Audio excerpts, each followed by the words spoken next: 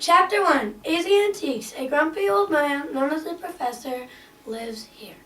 Chapter 2, a girl named April Hall moves into her grandmother's apartment and her mother is famous. Chapter 3, April invites her new neighbors, Melanie and Marshall, over to her apartment. April and Melanie are playing and Melanie is anxious about school.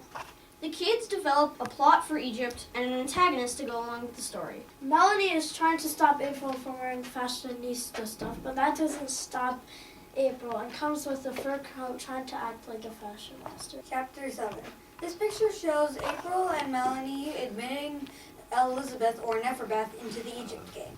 Chapter 8. This picture shows how the neighborhood's fear of a murder is trapping the kids inside with Halloween closely approaching.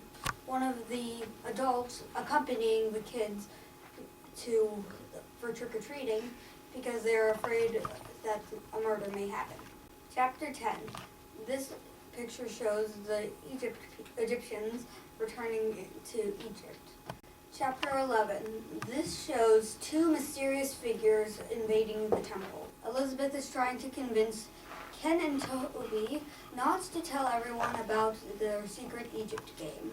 April is sad because she can't go back to Dorothea's apartment because it's too warm. In chapter 14, they make a new temple that they decorate with these beautiful markers and hieroglyphs, and looking out the window, bored is one looking at the professor, the cat gets the parakeet, and they despair. Now in chapter 15, they decide what to do with the parakeet. They decide they want to mummify it, but first they have a ceremony where they all touch it, not very hygienic, and they give it a proper send-off.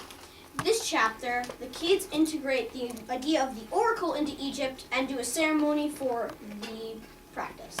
This chapter, the kids find the message that the oracle left, and April is outraged to see what the answer was. Marshall is sad because he can't find security, so he doesn't participate in the ceremony. Toby admits that he's the one who's writing the messages for the oracle, and he says that he saw a creepy man in the alley when he was going to write the message.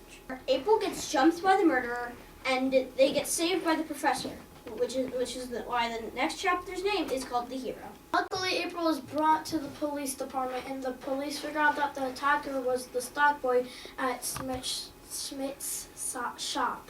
The professor invites all the children over to April's apartment to give them a quick story.